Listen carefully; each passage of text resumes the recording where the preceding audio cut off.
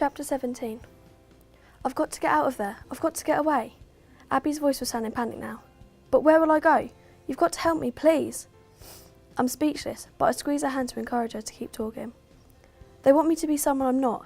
Mum wants me to have the same life she has, being tied to the house. Vinny, she doesn't leave the house unless it's to go to see relatives. I'm not like her. I'm not an obedient little girl from a village. I've grown up in England. I have an education. They've allowed me to see the possibilities in life, and now I want to make my own choices, but they want to take that away. I want more out of life than marrying a guy I don't know and don't love when I'm just 15. Look at me. This is the first time I've been to the park on my own in my whole life. My mum doesn't do anything. She has no life.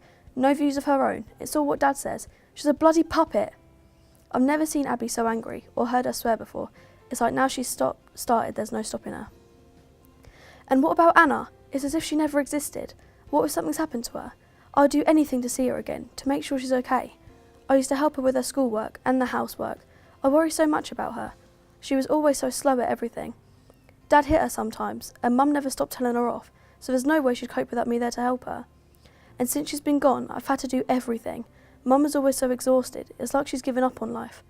When I get home from school, I have to cook the dinner, wash up, help Pinky and my brother with their homework, do mine, get everyone to bed. Then when Dad gets home at around 11 from the restaurant, I have to serve him his dinner, clear away and then iron the uniforms, pack the school bags and make the packed lunches before I go to bed.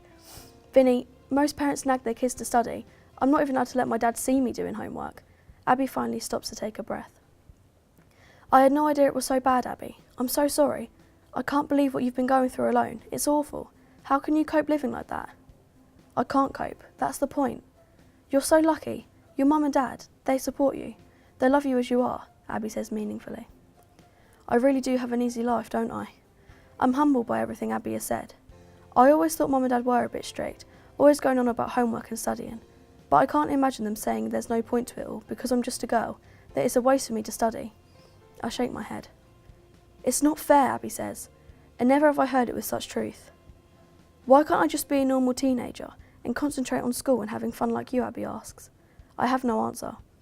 She stops sobbing and angrily pushes herself back and forwards, the chains of the swing making a snapping sound as she urges it higher and faster.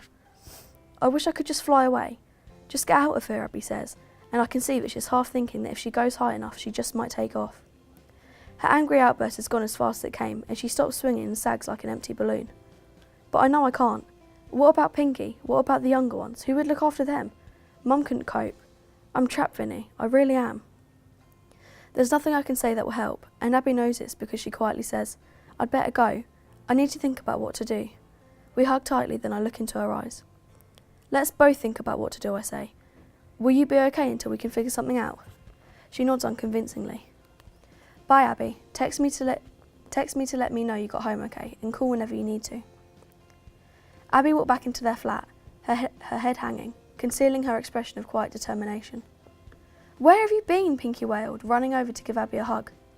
Pinky's hands were still dripping wet from washing up, but it didn't matter. When Abby spoke, she was quiet but strong. I'm sorry, Mama, but I will not be married off and live the life you've led. I want more. I want to use my brain and marry if and when I'm ready. Her mother remained firm. You have no idea how lucky you are. You have so much freedom. You go to school, you have friends, you watch TV, you wear Western clothes.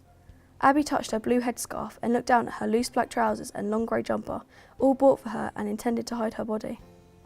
But Mama, she began. Let's not talk about it again, Abby's mum said softly. Besides, the children are hungry.